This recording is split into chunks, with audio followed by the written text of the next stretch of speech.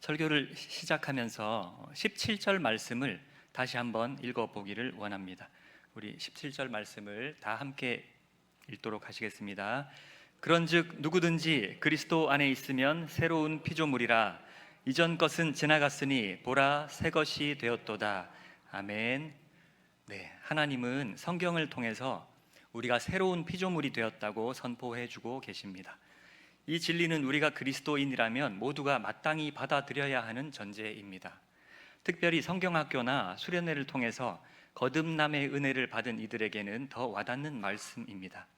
그리고 이 사실을 믿어야, 굳게 믿어야 새로운 방식의 삶을 잘 살아낼 수 있는 것이기도 합니다. 그리스도인다운 새로운 방식으로 살아갈 믿음은 이 진리의 말씀을 들음으로, 그리고 믿고 받아들임으로써 생기는 것입니다. 여름 성경학교 및 수련회 보고 예배를 드리며 여름 행사를 경험한 우리의 다음 세대들이 완전히 새로운 삶을 살아가기를 바라는 마음으로, 또한 그들과 함께하며 도와주어야 할 우리의 삶도 점검하기를 바라는 마음으로 설교를 전하겠습니다. 할렐루야, 우리가 새로운 피조물입니다. 믿으십니까? 네. 예수님을 그리스도로, 즉 구주로 믿어드리기 전과 후가 달라진 것을 믿습니다. 아멘이십니까? 네. 예수님이라는 분이 2000년 전에 이 땅에 존재하셨었다라는 역사적 사실을 믿는 게 다가 아닙니다. 그분이 바로 나와 상관이 있는 분이심을 믿어야 합니다. 하나님이셨던 그분이 다름 아닌 나를 섬기시기 위해서 이 땅에 사람으로 존재하셨었습니다. 나의 죄를 대속해 주신 분이시고 나의 죄된 과거를 용서해 주시며 그 영향력을 도말하여 주신 분이시고, 또 나의 영혼을 거듭나게 해주셔서 부활의 새로운 삶을 선물해 주신 분이라는 사실을 믿어야 합니다. 그리고 이제는 예수님의 피값으로 나를 사셨으니 나는 그분의 것임을 인정해야 합니다. 모든 그리스도인은 한때 다 죄인이었던 자들입니다. 사실 우리 중에 누구도 모태 그리스도인은 없습니다. 모태 신앙이라는 말은 사용하고 있어도 말입니다. 그리스도인이 된다는 것은 각자의 복음에 대한 정확한 반응을 필요로 합니다. 이 과정이 없이 교회에 다니면서 스스로를 그리스도인이라고 여기고 살아가는 것은 착각입니다. 죄인이 속죄의 어린 양 되신 예수님께 감사하며 회개하는 과정이 없이 절대로 그리스도인은 될 수 없습니다. 그래서 모든 그리스도인들은 예수님을 영접하게 된 계기에 대한 간증이 있기 마련입니다. 그리스도인들이 자신을 있는 그대로 용납해주는 공동체 안에서 자신의 옛 모습과 그런 자신을 구원해 주신 예수님의 은혜에 대해 나누는 그 간증은 하는 사람이나 듣는 사람이나 서로 간에 겸손할 수 있도록 붙들어주고 우리 하나님의 사랑이 얼마나 크신지를 드러나 보이게 하는 유익이 있습니다. 마치 처음부터 의인이었던 것처럼 서로 비밀리에 경건한 모습만을 보이고 교회 밖 이웃들에 대해서 악인들 취급만 하며 아직 구원받지 못한 자들을 향한 긍휼한 마음이 없이 살아가는 공동체는 선교를 할 수 없습니다. 세상에 아무런 영향을 끼치지 못하게 되는 것은 물론이고 내부적으로도 서로 높아지려고 경쟁하며 공동체의 주인이 하나님이 아닌 사람이 될 소지가 생깁니다. 언제든지 악인이 의인의 대열에 합류할 수 있도록 열어놓고 기다리며 그들에게 우월의식을 갖지 않는 공동체, 구원해 주신 예수님만을 자랑하고 높이고 전하는 공동체가 선교하는 건강한 교회가 될 수 있습니다. 여기까지의 내용은 다 수긍이 가시죠? 그런데 이 지점에서 우리가 자주 넘어지는 부분이 있습니다. 선교하는 공동체가 되기 위해서, 더 많은 이들을 교회로 모이게 하기 위해서 우리가 선을 넘을 때가 있다는 것입니다. 우리가 다시 옛 피조물의 삶의 모습으로 돌아가 버린다는 것입니다. 우리가 다시 세상의 영향력을 받아버린다는 것입니다. 예수님을 믿는다고 고백도 했는데 내 안에 마치 아무런 일이 안 일어났었던 것처럼 아직도 옛 피조물인 양 그때의 삶의 방식을 바꾸지 못한다는 것입니다. 그런 경험들 없으신가요? 그리스도인이 되고 나니까 TV도 게임도 또 술도 담배도 도박도 세상 노래도 그 어떤 세상 유흥도 다 재미없어졌는데 수련회를 다녀오니 부흥회를 참석하고 나니 이제 이전의 즐거움이 다 즐겁지 않아졌는데 어떻게 살아야 할지 몰라서 방황하다가 시간 좀 지나니 다시 습관처럼 과거 그런 과거의 것들을 하고 있는 그런 경험 해보신 적 없으신가요? 말투도 바꾸고 싶은데 용기가 없어서 다시 옛 말투를 쓰기 시작했더니 신속 정확하게 옛날의 나로 돌아가신 적 없으신가요?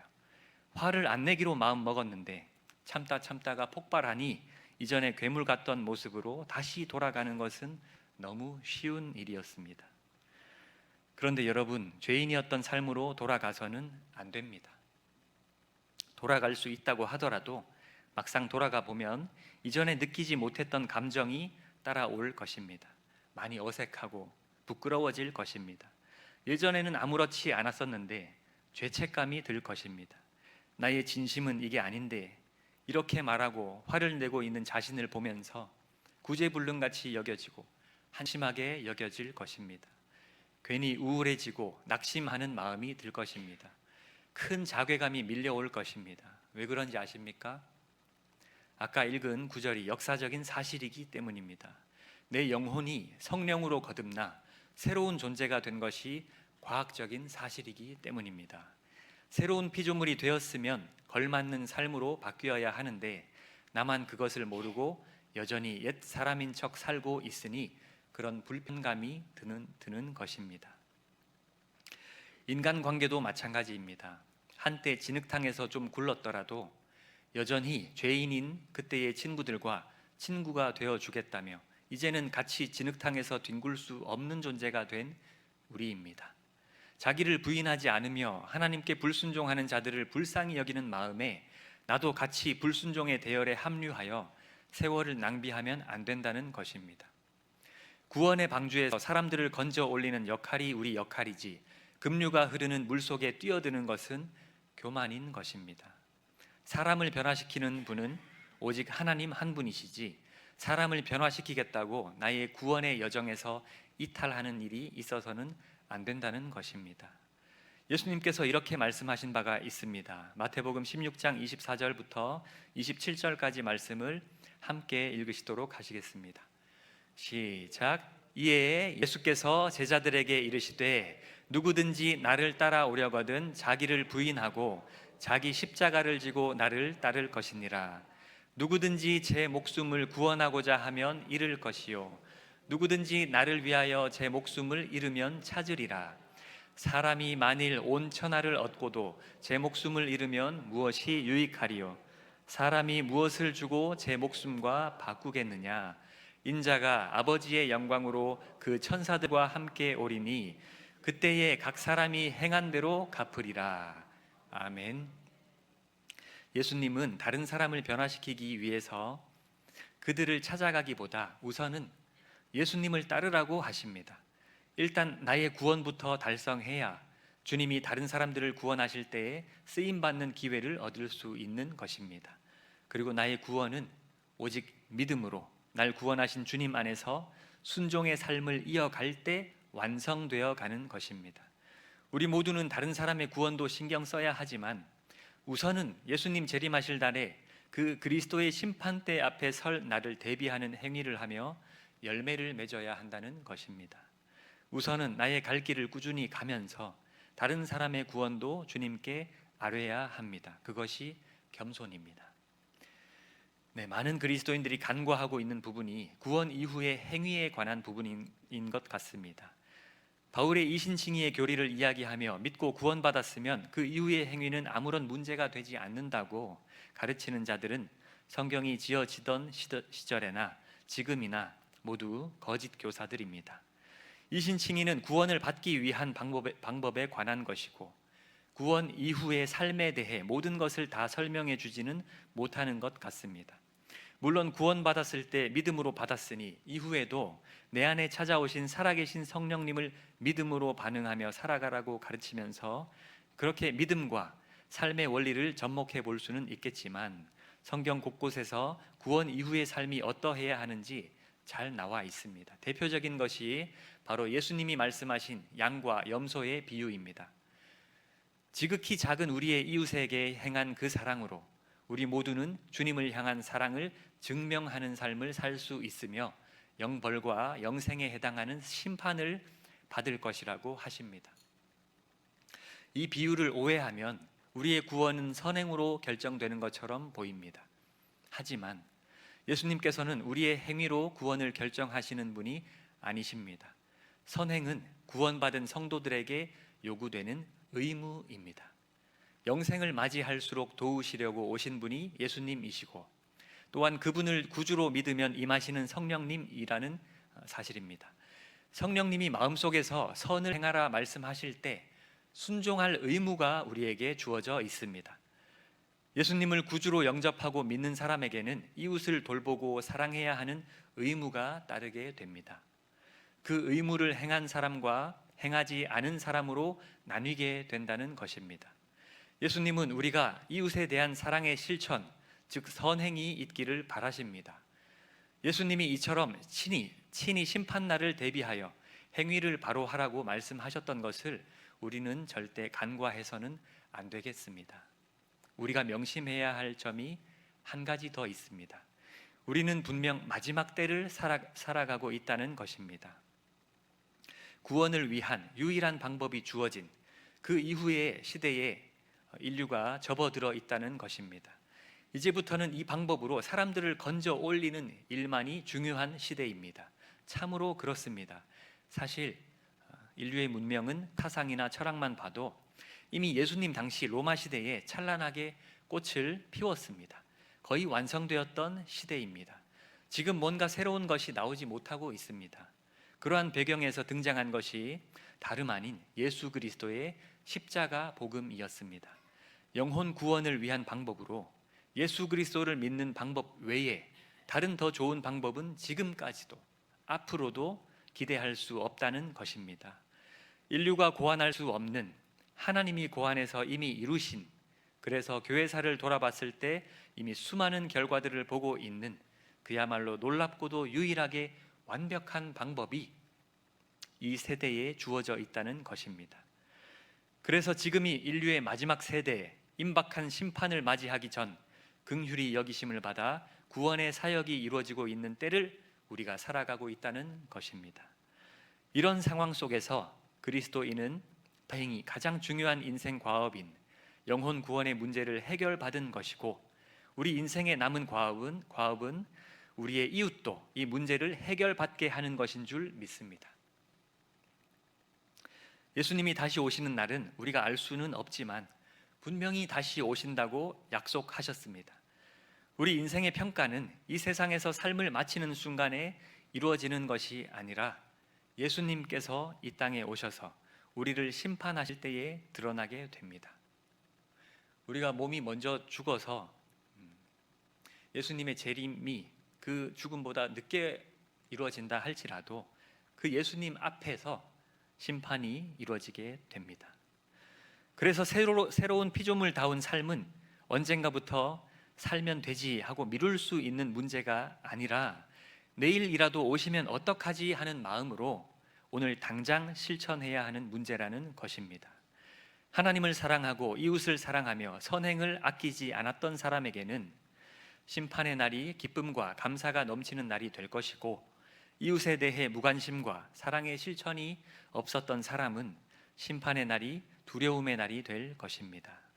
주님은 양과 염소의 비유 같은 말씀을 통해 우리가 당장 인생의 방향을 수정하고 태도를 달리하여 그리스도인의 의무인 이웃을 향한 사랑의 실천을 다하며 살아가는 것을 원하십니다.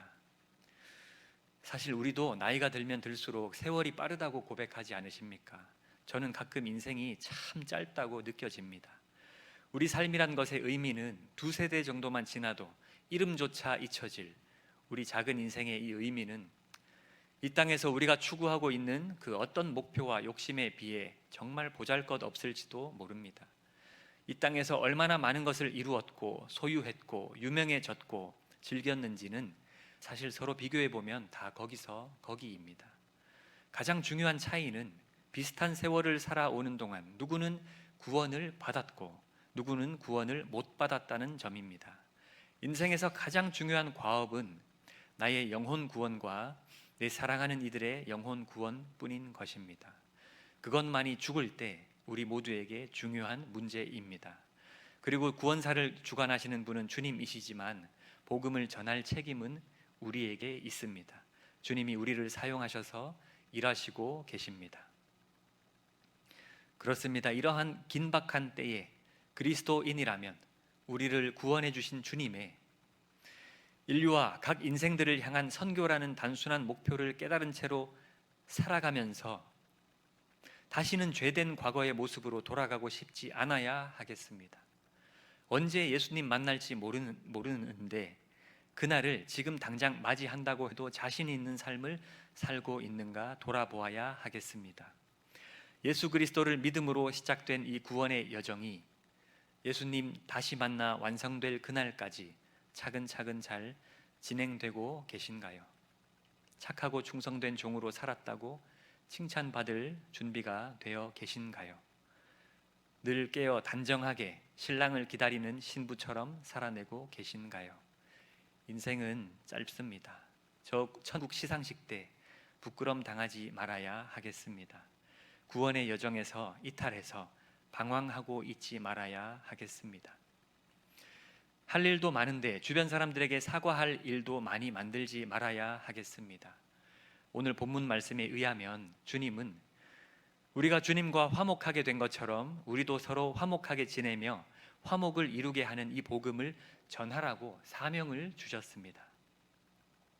성령을 소멸하지 말며 그 안에서 순종의 행위를 힘써서 천국에서 받을 상급을 쌓아가는 인생이 되어야 한다고 말씀하십니다.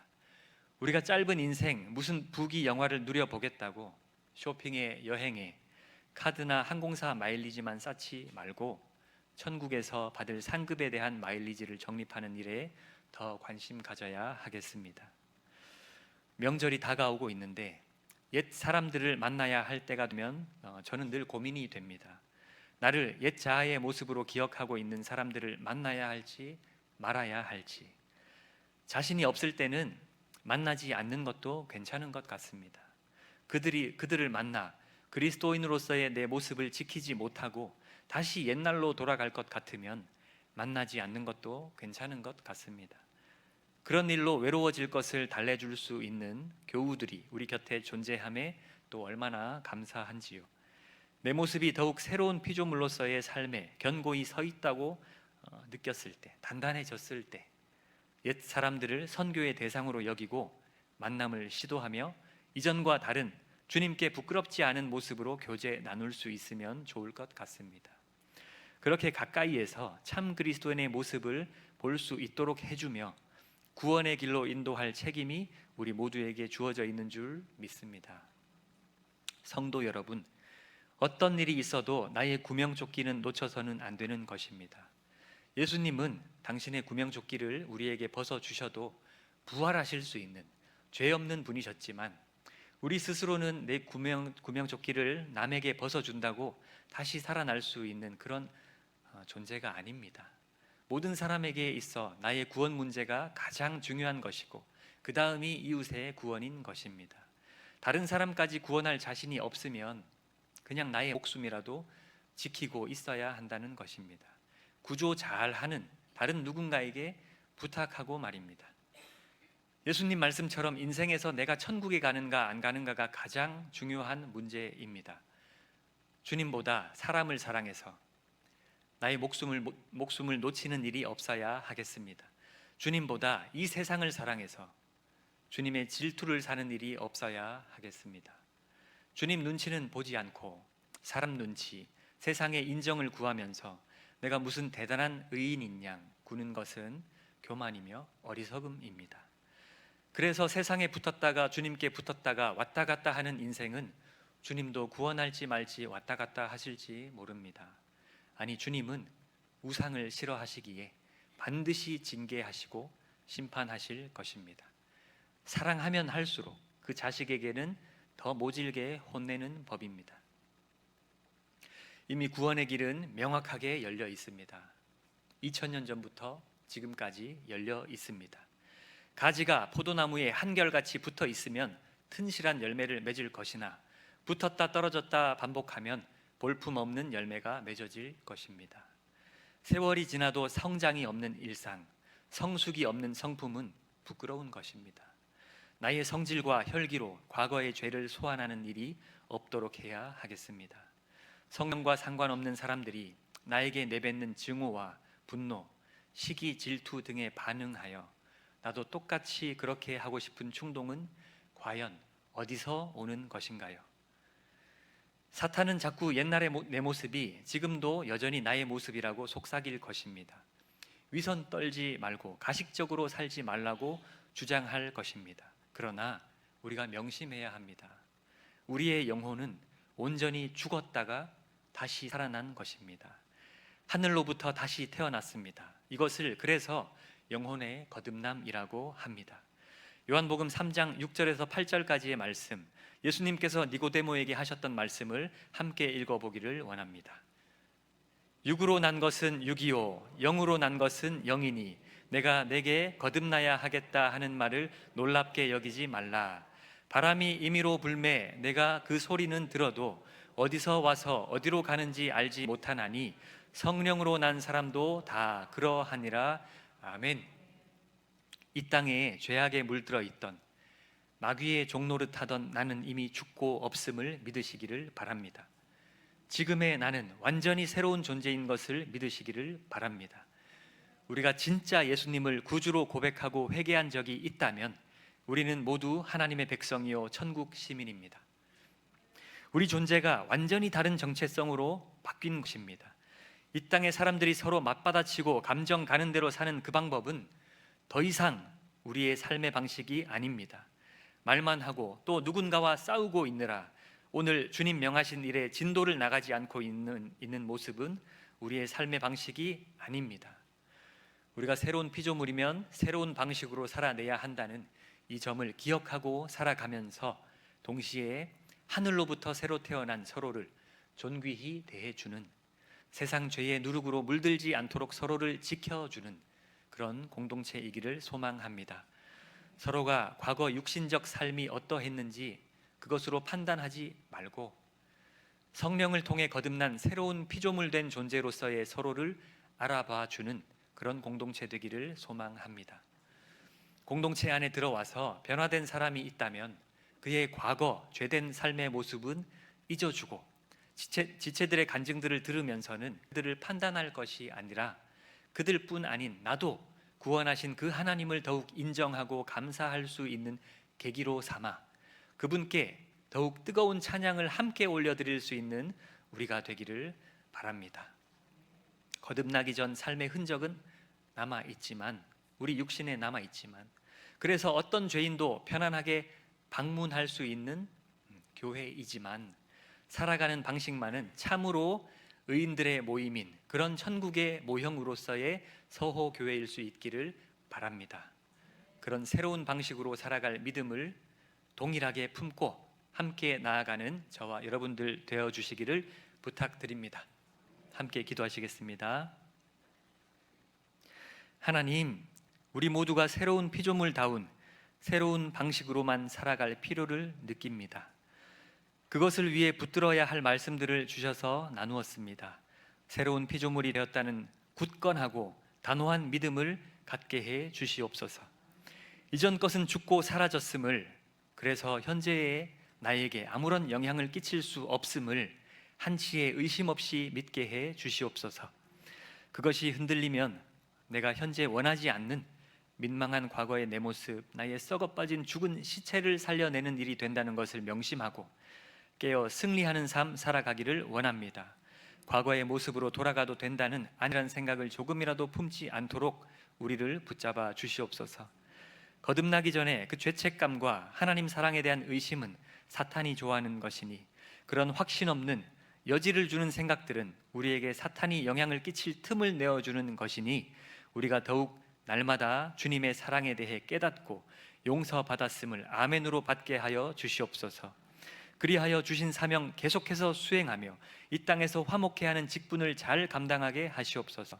순종의 열매가 풍성하여 받을 상급들이 많은 인생들 다 되게 해 주시옵소서.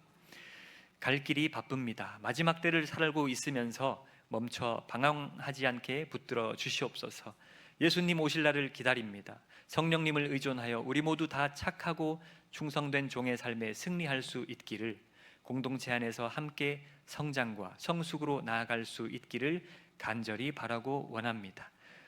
우리에게 삶을 돌아보고 결단할 수 있는 기회를 주신 은혜에 감사드리며 우리 주 예수님의 이름으로 기도합니다. 아멘.